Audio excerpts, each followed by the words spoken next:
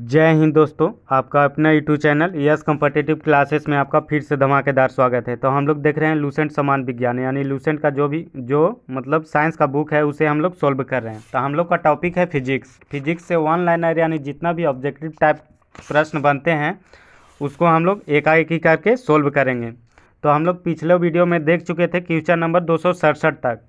तो आज हम लोग देखेंगे क्वेश्चन नंबर 268 से और उसे बेहतर तरीक़ा से सोल्व करेंगे। और हाँ दोस्तों, आपसे एक रिक्वेस्ट है कि अगर हमारे यूट्यूब चैनल पर आप पहली बार आए हैं तो हमारी चैनल को प्लीज़ सब्सक्राइब करें और अपने दोस्तों के साथ ज़रूर शेयर करें। हाँ दोस्तों, और बेल आइकन को ज़रूर दबाएं ताकि सबसे पहले नोटिफिकेशन आप ही के पास पहुँचे।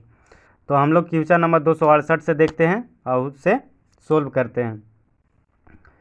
क्वेश्चन नंबर 268 में क्या बोल रहा है, 267 तक पिछले वीडियो में हम लोग देख चुके थे, उसे सोल्व कर चुके थे। तो आज क्वेश्चन नंबर 268 से देखेंगे।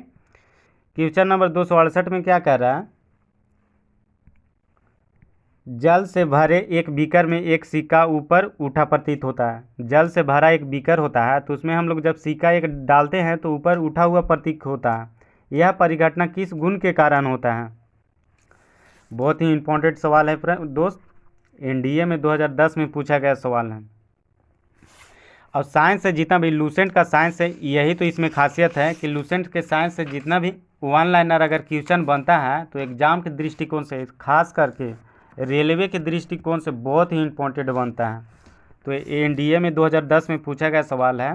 तो इसका सही आंसर क्या हो जाता है, इसका सही आंसर हो जाता है ऑप्शन नंबर बी, प्रकाश का अपवर्तन के कारण। कोई भी अगर सिक्का हो चाहे छड़ हो, अगर पानी में अगर बाल्टी में उसे हम डुबाते हैं तो जब भी अगर प्रश्न में आता है कि तिरछा नज़र आता है तो प्रकाश के अपवर्तन के कारण होता है। चाहे छड़ डालते हैं चाहे कुछ भी अगर सिक्का डालते हैं तो पानी में जैसा ही बोल दिया कि उठा हुआ प्रतीत हो रहा है तो हम लोग समझ जाएंगे प्रकाश के अपवर्तन के कारण ऐसा गुण परिवर्तित होता है। तो इसका सही आंसर हो जाता है ऑप्शन नंबर बी, प्रकाश का अपवर्तन। क्वेश्चन नंबर हम लोग 269 की ओर बढ़ रहे हैं। क्वेश्चन नंबर 269 में क्या है, इधर जो भी प्रश्न है दोस्त बहुत ही एग्जाम के दृष्टिकोण से बहुत ही इंपॉर्टेंट है। क्वेश्चन नंबर 269 में क्या कर रहा है, प्रकाश की एक किरण एक पारदर्शी ग्लास प्लेट पर गिरती है। प्रकाश की जो एक किरण है एक पारदर्शी यानी ट्रांसपैरेंट जो ग्लास है उस पर गिरती है। इसका एक अंश परिवर्तित हो जाता है और एक अंश अपरिवर्तित हो जाता है। परावर्तित एवं अपरिवर्तित किरणें आपस में लंबवत होती है, किसके कारण लंबवत होती है।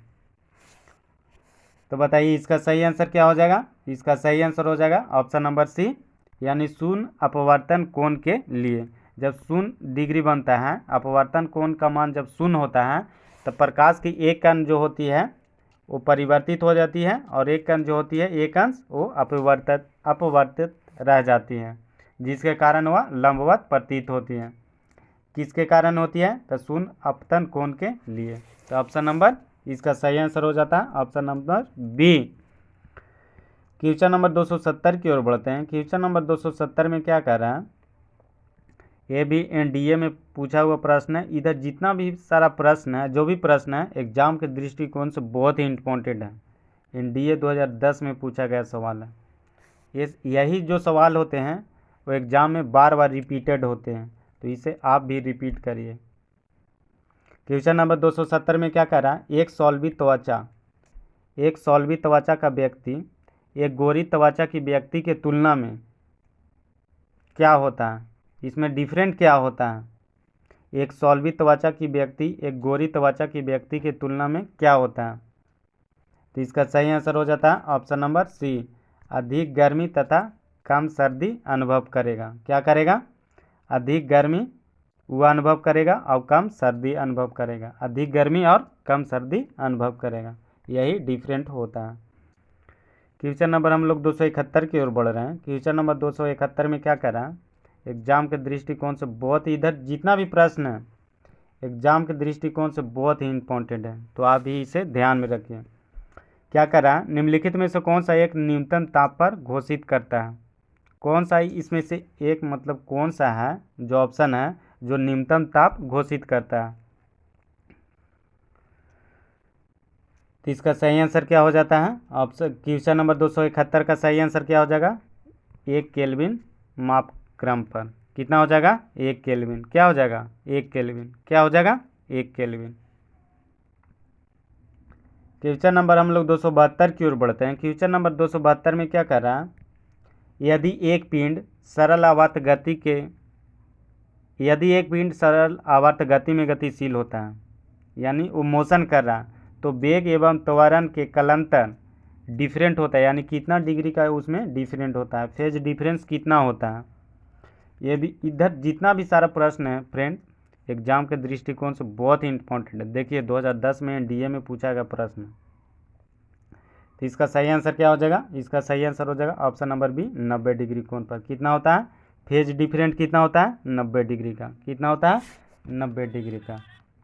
कितना होता है? 90 डिग्री का।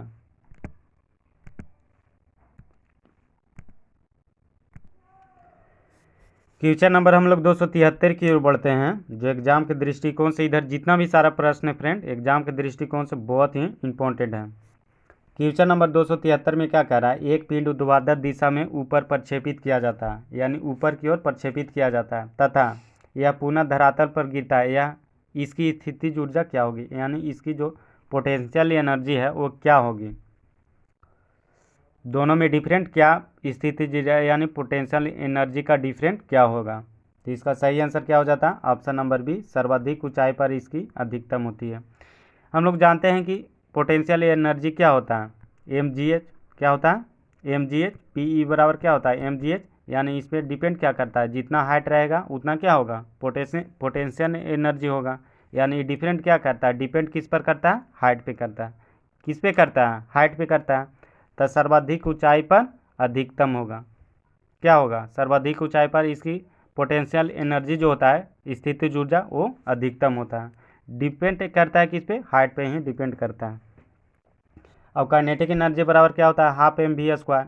तो काइनेटिक एनर्जी यानी गतिज ऊर्जा किस पे डिपेंड करता है? तो वेग पर डिपेंड करता है। किस पे करता है? वेग पर करता है। और पोटेंशियल एनर्जी हाइट पर डिपेंड करता है। सर्वाधिक ऊंचाई पर पोटेंशियल एनर्जी सर्वाधिक होगा। क्वेश्चन नंबर 274 की ओर हम लोग बढ़ते हैं। निम्नलिखित युग्मों में से किस एक की समान बीमा नहीं है? बताइए। आप लोग बहुत ऐसा प्रश्न देखे होंगे कि प्रश्न में आता है कि ये दोनों बीमा दिया गया है, इनमें से किसकी यानी बीमाहीन राशि है, जिसकी कोई बीमा नहीं होती है। तो बताइए इसमें से कौन एक बीमाहीन राशि है?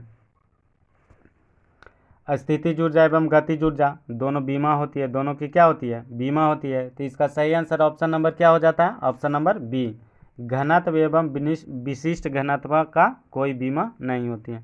यानी बीमा एक समान ये दोनों का नहीं होता है। क्या होता है? बीमा एक समान दोनों का नहीं होता। घनत्व एवं विशिष्ट घनत्व का क्या होता है? घनत्व बराबर क्या होता है? द्रव्यमान बटा आयतन। और विशिष्ट घनत्व अलग हो जाता है, तो यानी दोनों का समान बीमा नहीं है। तो इसका सही आंसर हो जाता है option number B. Question number हम लोग 275 की ओर बढ़ते हैं। क्वेश्चन नंबर 275 में क्या कह रहा है?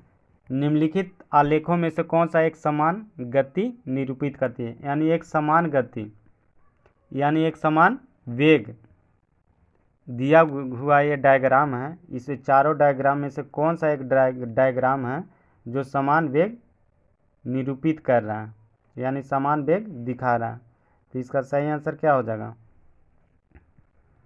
इसका सही आंसर हो जाएगा ऑप्शन नंबर डी। वेग बराबर क्या होता है? गति बराबर हम लोग क्या जानते हैं? गति बराबर क्या होता है? विस्थापन बटा समय। और चाल बराबर क्या होता है? चाल बराबर होता है दूरी बटा समय। यही ना होता है? दोनों में डिफरेंट क्या होता है? गति में हो जाता है विस्थापन और चाल में हो जाता है दूरी। तो दो तो इसमें से हट गया, दो ऑप्शन तो चला गया। ऑप्शन नंबर ए वेग बटा समय तो होगा नहीं, वेग बटा समय त्वरण हो जाता है, त्वरण के वो निरूपित करेगा। तो option number A option number B तो छट गया। अब आते हैं option number C option number D की ओर। तो देखिए इसमें से क्या होता है कि कह रहा है समान गति निरूपित कर रहा है, यानी समान यानी कांस्टेंट वेग। इसमें से कांस्टेंट वेग कौन सा, यानी कौन सा डायग्राम का इसमें से कांस्टेंट वेग होगा? तो इसका सही आंसर हो जाता है ऑप्शन नंबर डी। देखिए अगर यहाँ एक पॉइंट डालते हैं तो यहाँ देखिए समय यहाँ क्या हो जाता है? समय और विस्थापन दोनों कांस्टेंट हो जाता है। यहाँ अगर डालते हैं तो देखिए दोनों क्या हो रहा है? यानी विस्थापन और समय दोनों कांस्टेंट हो रहा है, तब विस्थापन बटा समय क्या होता है, गति होता है, यानी दोनों कांस्टेंट हो जा रहा है। गति इसमें क्या हो रहा है, कांस्टेंट हो रहा है। तो इसका सही आंसर क्या हो जाता है, ऑप्शन नंबर डी। क्या हो जाता है, option number D. Question number हम लोग 276 की ओर बढ़ते हैं, जो एग्जाम के दृष्टिकोण से बहुत ही इंपॉर्टेंट है। क्वेश्चन नंबर 276 में क्या कह रहा है, एक सरल आवर्त गति में एक सरल लोलक के लिए निम्नलिखित में से कथनों में से कौन सही है। यानी एक सरल आवर्त गति में एक सरल लोलक के लिए कौन सा मतलब कथन सही है। तो इसका सही आंसर क्या हो जाता है, इसका सही आंसर होता है ऑप्शन नंबर ए। मध्य स्थिति में गतिज ऊर्जा अधिकतम होता है। क्या होता है, मध्य स्थिति जब होती है तो उसमें गतिज ऊर्जा अधिकतम होता है। मान के चलिए कि एक है, ये वस्तु हम टांगे यहाँ से ये इधर जाता है ऊपर की ओर, यहाँ से नीचे की ओर जाता है, तो इसकी जो काइनेटिक एनर्जी होता है वो मध्य में इसकी काइनेटिक एनर्जी अधिकतम होता है। क्या होता है, मध्य में यहाँ से जब ये हाइट पे गया, हाइट से जब ये नीचे की ओर आता है, तो जैसे ही यानी मिडिल पॉइंट पे आता है तो इसकी काइनेटिक एनर्जी जो होता है वो अधिकतम होता है। क्या होता है, अधिकतम होता है। ये ऊपर आता है, यहाँ से घटता हुआ आ जाता है, और जैसे ही मिडिल पॉइंट पे पहुँचता है तो इसकी काइनेटिक एनर्जी अधिकतम हो जाता है। तो इसका सही आंसर हो जाता है ऑप्शन नंबर ए। क्वेश्चन नंबर हम लोग 277 की ओर बढ़ते हैं। कहाँ बढ़ रहे हैं, क्वेश्चन नंबर 277 की ओर।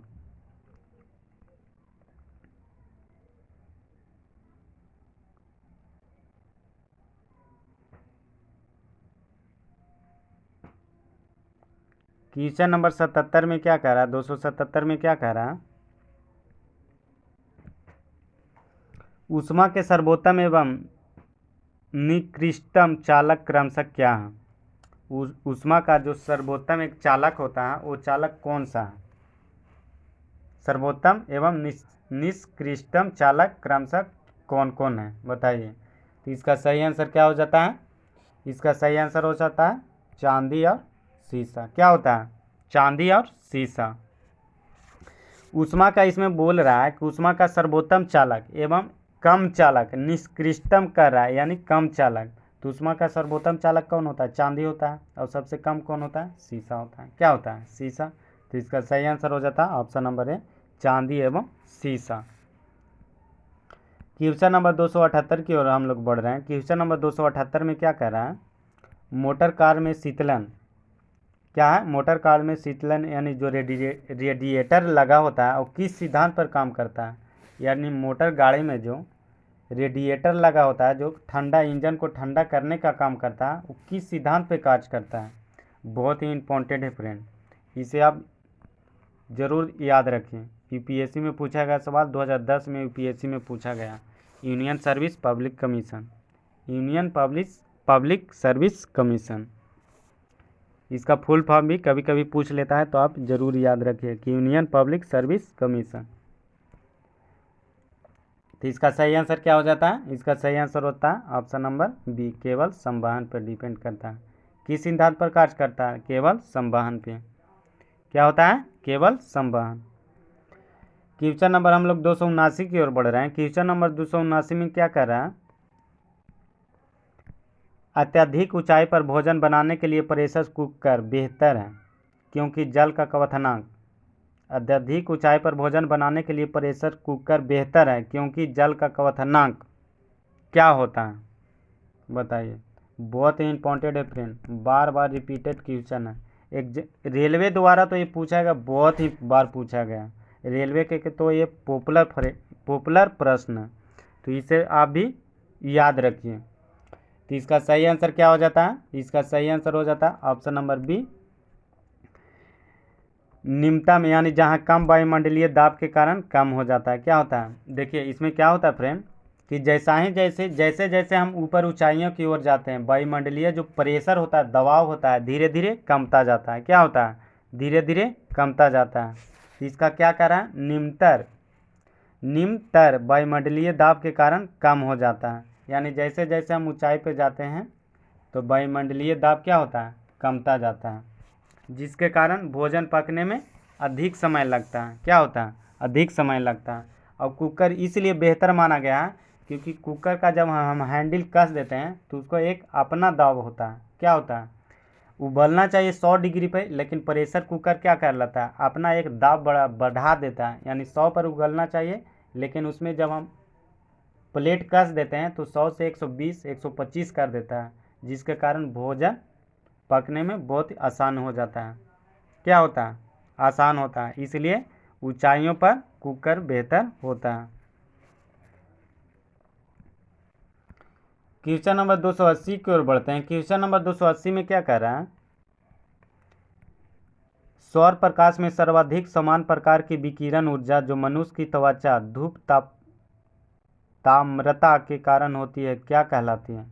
सौर प्रकाश में समान प्रकार के विकिरण जो होती है, विकिरण ऊर्जा जो मनुष्य की त्वचा के धूप ताम्रता के कारण होती है क्या कहलाती है, बताइए। तो इसका सही आंसर क्या हो जाता है, इसका सही आंसर होता है ऑप्शन नंबर ए, परावैज्ञानिक विकिरण। क्या होती है, सौर प्रकाश में जो सर्वाधिक समान प्रकार के जो विकिरण ऊर्जा जो उत्पन्न होती है जो त्वचा के लिए हानिकारक होती है, तो कौन सी ऊर्जा होती है, तो परावैज्ञानिक विकिरण होती है। क्या होती है, परावैज्ञानिक विकिरण,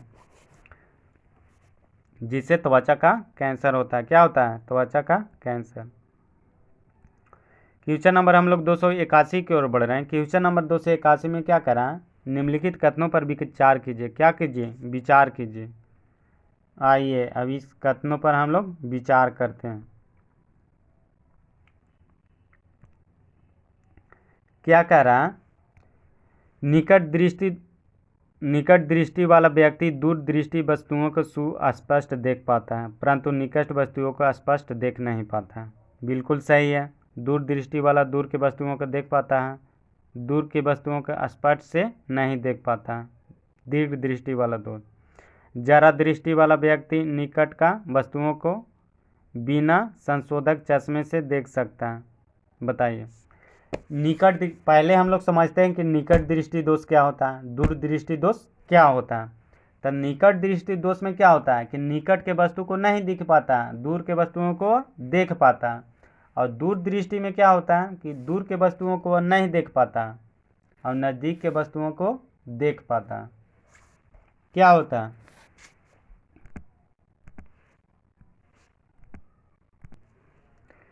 तो हम लोग क्या समझे, फंडा यहाँ ये डिपेंड करता है कि हम लोग समझते हैं कि निकट दृष्टि दोष किसको कहते हैं, जिसको हम लोग मायोपिया भी कहते हैं। तो निकट दृष्टि में क्या होता है कि हम लोग समझते हैं रिवर्स में, यानी हम लोग समझ जाते हैं उल्टा कि निकट दृष्टि दोष होगा तो निकट के नहीं दिखेगा, लेकिन होता है इसमें उल्टा। निकट दृष्टि दोष जब होता है तो निकट के वस्तुओं को स्पष्ट रूप से देख पाता है, लेकिन दूर के वस्तुओं को नहीं देख पाता है। निकट दृष्टि दोष मायोपिया उसे कहते हैं जो निकट दृष्टि निकट वाले यानी नज़दीक के वस्तु को देख पाता और दूर के वस्तु को नहीं देख पाता। और दूर दृष्टि में क्या होता है कि दूर के वस्तुओं को वह देख पाता और नज़दीक के वस्तुओं को वह नहीं देख पाता। और जरा दृष्टि दोष उसको का हम लोग कहते हैं, आप लोग के एक गाना सुने होंगे कि पास वो आने लगा जरा जरा। क्या होता है, एकरा मतलब ये आप समझिए कि उसको ना तो दूरे के सूझ रहा सुपर स्पष्ट यानी वो देख पा रहा, ना नज़दीके के वह देख पा रहा। क्या होता है, पास वो आने लगा जरा जरा। जरा दृष्टि दोष उसको कहते हैं न तो वह नज़दीक के देख पाता है और ना ही वह दूर के वस्तुओं को देख पाता है, यानी दोनों को वह वस्तुओं को न तो वह दूर के देख पाता है और ना ही नज़दीक के देख पाता है। तो आप समझ जाइएगा, जैसा ही गाना सुनिएगा पास वो आने लगा जरा जरा, मतलब वो दोनों वेंटिलेटर उसको खराब हो गया। तो इसमें क्या कह रहा है, उपयुक्त कथनों में से कौन सा सही नहीं है, तो इसमें से क्या होता है, ये तीनों कथन सही नहीं है। इसमें क्या कह रहा है, सही नहीं है, तो इसका सही आंसर हो जाता है ऑप्शन नंबर ए, 1 2 तीनों, यानी तीनों कथन सही नहीं है। क्वेश्चन नंबर हम लोग 281 की ओर बढ़ते हैं, 282 की ओर। 281 का प्रश्न बहुत ही इंपॉर्टेंट था, तो आप इसे जरूर याद रखिए। क्वेश्चन नंबर हम लोग 282 की ओर बढ़ रहे हैं। क्वेश्चन नंबर 282 में क्या करा, सीडीएस में पूछा गया प्रश्न, 2010 में सीडीएस में पूछा गया एग्जाम के रेलवे के तो दृष्टिकोण से बहुत ही इंपॉर्टेंट है। क्या करा, साफ आसमान, दृश्य प्रकाश नीले तरंगदैर्घ्य के अल्प प्रकीर्णन के कारण नीला दिखाई देता है। ठीक है जी। वायुमंडल में प्रकाश का रक्त भाग नीले प्रकाश की अपेक्षा अधिक परिकीर्णन प्रदर्शित करता है। ठीक है। वायुमंडल की अनुपस्थिति में प्रकाश का प्रकीर्णन नहीं होगा और प्रकाश आकाश कृष्ण दिखाई देगा। यानी आकाश कृष्ण मतलब कहने का मतलब है कि यानी आकाश काला दिखाई देगा। तो इसमें से कह रहा है कौन सा कथन सही है। उसमें से 281 में क्या कह रहा था, कौन सा कथन सही नहीं है। यहाँ कह रहा है कौन सा कथन सही है। 282 का प्रश्न है जो बहुत ही इम्पोर्टेंट है, कौन सा कथन सही है। तो इसमें से सही क्या होता है, साफ आसमान, दृश्य प्रकाश में नीले तरंगदैर्घ्य की अल्प प्रकीर्णन के कारण नीला दिखाई पड़ता है। ये तो सरासर गलत है। वायुमंडल में प्रकाश का रक्त भाग नीले प्रकाश की अपेक्षा अधिक परिकीर्णन करता है, ये भी गलत है। क्वेश्चन नंबर 3 में क्या कह रहा है, ऑप्शन नंबर 3 में क्या कह रहा है, वायुमंडल की अनुपस्थिति में, यानी जहाँ वायुमंडल नहीं रहेगा वहाँ प्रकाश का प्रकीर्णन नहीं होगा। और वहाँ कैसा, यानी आकाश कैसा दिखाई पड़ेगा, आकाश कृष्ण दिखाई देगा, यानी आकाश काला दिखाई देगा। क्या दिखाई देगा, काला दिखाई देगा। तो इसका सही आंसर हो जाता है ऑप्शन नंबर सी, यानी ओनली केवल 3 सही है। ये और 1 और 2 दोनों गलत हैं। क्वेश्चन नंबर अब 283 को बढ़ते हैं। क्वेश्चन नंबर 283 में क्या कर रहा है, जब किसी शेविंग ब्रश को पानी से निकाला जाता है तब उसके बाल आपस में किसके कारण चिपक जाते हैं। बहुत ही इंपॉर्टेंट सवाल है, CDS में पूछा गया, 2010 में प्रश्न है। तो एग्जाम के दृष्टिकोण से, रेलवे के तो दृष्टिकोण से बहुत ही इंपॉर्टेंट प्रश्न है। तो इसका सही आंसर क्या हो जाता है, ऑप्शन नंबर बी, पृष्ठ तनाव के कारण। किसका होता है, सरफेस टेंशन, यानी पृष्ठ तनाव के कारण। हाँ फ्रेंड, आपसे एक रिक्वेस्ट है कि अगर हमारे यूट्यूब चैनल पर आप पहली बार आए हैं, पहली बार विजिट किए हैं, तो हमारे चैनल को प्लीज़ सब्सक्राइब करें, अपने दोस्तों के साथ ज़रूर शेयर करें। क्वेश्चन नंबर हम लोग 284 की ओर बढ़ते हैं। क्वेश्चन नंबर 284 में क्या कह रहा है,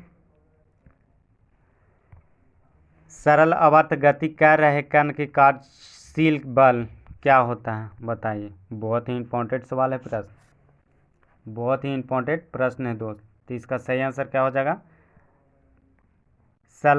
सरल आवर्त गति कर रहे कण का कार्यशील बल होता है, क्या होता है। तो इसका सही आंसर क्या हो जाता है,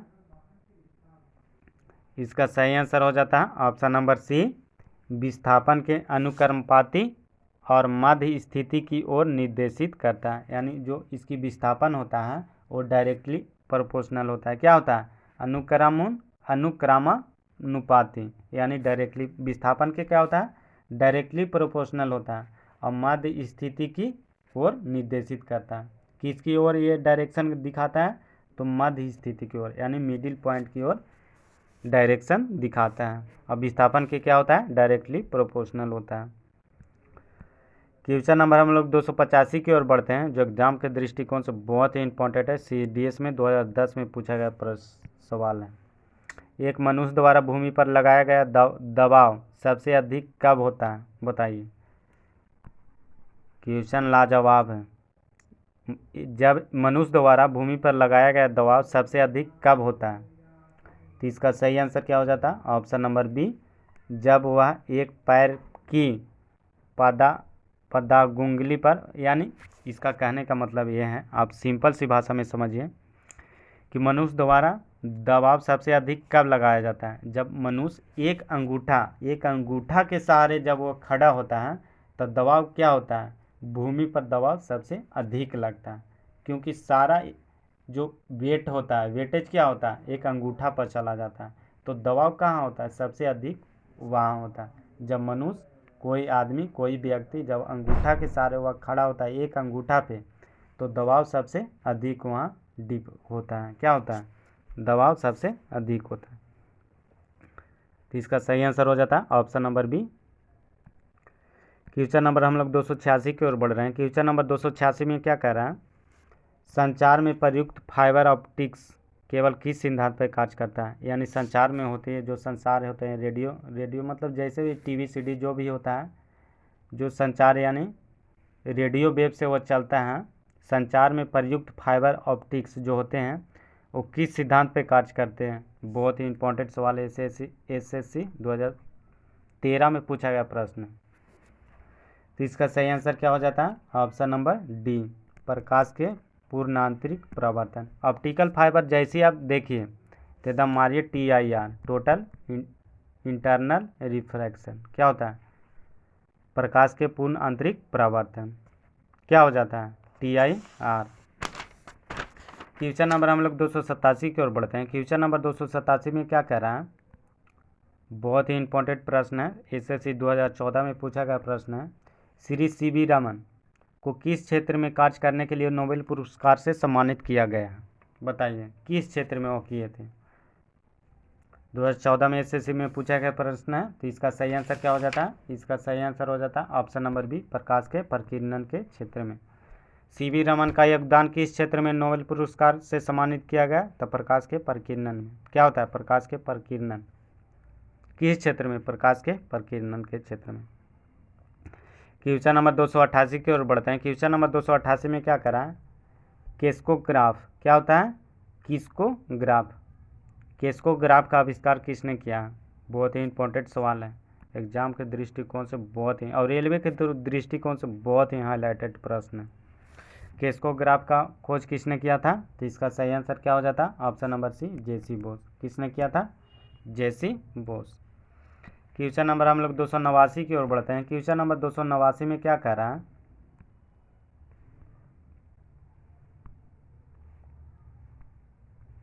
क्वेश्चन नंबर 289 में क्या कह रहा है? 0 डिग्री सेंटीग्रेड पर मरकरी यानी पारा के 760 mm कॉलम पर लगाने जाने वाला क्या कर रहा? लगा 0 डिग्री सेंटीग्रेड मरकरी के 760 क्या 760 mm कॉलम द्वारा लगाया गया दाब क्या कहलाता है? तो क्या हो जाता है? इसका सही आंसर हो जाता है ऑप्शन नंबर बी, एक एटमॉस्फेरिक प्रेशर। क्या हो जाता है? एक वायुमंडलीय दाब। क्या होता है? एक एटमॉस्फेरिक प्रेशर यानी एक वायुमंडलीय दाब। CDS में पूछा गया 2010 में प्रश्न है दोस्त, एग्जाम के दृष्टिकोण से बहुत ही इंपॉर्टेंट है। क्वेश्चन नंबर 290 की ओर हम लोग बढ़ते हैं। क्वेश्चन नंबर 290 में क्या कह रहा है? The man who new infinity, the man who new infinity शीर्षक वाला फिल्म किसकी जीवन पर आधारित है? बताइए, बहुत ही इंपॉर्टेंट प्रश्न है फ्रेंड। UPSC 2016 में और RBI में यानी रिजर्व बैंक ऑफ इंडिया में पूछा गया प्रश्न 2014 में पूछा गया। तो सोचिए कितना इंपॉर्टेंट प्रश्न है। The man who new infinity यानी के शीर्षक जो फिल्म है किसकी जीवनी पर यानी किस साइंटिस्ट के जीवन पर आधारित है? बताइए। तो इसका सही आंसर क्या हो जाता है? इसका सही आंसर हो जाता है ऑप्शन नंबर ए, S रामानुजन। क्या हो जाता है? S रामानुजन। किस पे आधारित है? किसकी जीवनी पर आधारित है? S रामानुजन, जिसकी जन्म दिवस पे क्या मनाया जाता है? गणित दिवस। क्या मनाया जाता है? गणित। क्वेश्चन नंबर हम 291 की ओर बढ़ते हैं। क्वेश्चन नंबर 291 में क्या कह रहा है? कण बोसोन, कण जो होता है बोसोन नाम का संबंध किस नाम से है यानी किस साइंटिस्ट के नाम पे है जो बोसोन का नाम संबंधित है? जो बोसोन दिए कण बोसोन किससे संबंधित है यानी किसके नाम से संबंधित है? तो इसका सही आंसर हो जाता है option number B, S N. Bose के नाम से संबंधित है। किसके नाम से संबंधित है? एस.एन. बोस। क्वेश्चन नंबर हम लोग 292 की ओर बढ़ते हैं। क्वेश्चन नंबर 292 में क्या कह रहा है? रेडियो धार्मिकता नापी जाती है। रेडियो धार्मिकता जो होती है किससे नापी जाती है? तो इसका सही आंसर हो जाता है ऑप्शन नंबर ए, गीगर मूलर काउंटर द्वारा रेडियो धार्मिकता मापी जाती है। क्या होता है? गीगर मूलर काउंटर द्वारा। किसके द्वारा नापी जाती है रेडियो धार्मिकता? गीगर मूलर काउंटर द्वारा नापी जाती है। यूपी में पूछा गया सवाल है 2016 में। तो एग्जाम के दृष्टिकोण से बहुत ही इम्पोर्टेंट बनता है। सुबऑर्डिनेटर में पूछा गया सवाल है। क्वेश्चन नंबर 293 की ओर बढ़ते हैं। गॉड पार्टिकल है। गॉड पार्टिकल क्या है? गॉड पार्टिकल एक क्या है? तो इसका सही आंसर हो जाता है ऑप्शन नंबर हिग्स बोसोन। क्या है? Higgs boson. क्या है? Higgs boson. क्वेश्चन नंबर 294 की ओर बढ़ते हैं और शतक के बहुत ही करीब है। तो 294 में क्या कह रहा है प्रश्न? आइंस्टीन के निम्न में से किस सिद्धांत के लिए नोबेल पुरस्कार दिया गया? बताइए। बहुत ही यूपीएससी में पूछा गया प्रश्न है, UPPCS में पूछा गया प्रश्न है, और रेलवे के लिए तो मान के चलिए एकदम पूछे ही जाने वाला प्रश्न है, अधिकांश बार पूछा गया। आइंस्टीन को किस क्षेत्र में नोबेल पुरस्कार दिया गया? तो इसका सही आंसर हो जाता है ऑप्शन नंबर ए, सापेक्षता का सिद्धांत। कब दिए थे? 1905 में। कब दिए थे? 1905 में। और नोबेल पुरस्कार कब मिला था? तो 1921 में। कब मिला था? 1921 में। तो आज का सेशन यहाँ पे समाप्त होता है। आपको ये वीडियो कैसा लगा आप अपनी कमेंट में राय ज़रूर दीजिएगा। हाँ फ्रेंड, अगर ये वीडियो आपको अच्छा लगा तो प्लीज़ मेरे चैनल को ज़रूर सब्सक्राइब करें और अपने दोस्तों के साथ शेयर करें। इसी के साथ नई वीडियो में मिलते हैं, नई जोश नई उमंग के साथ। इसके लिए जय हिंद, जय भारत।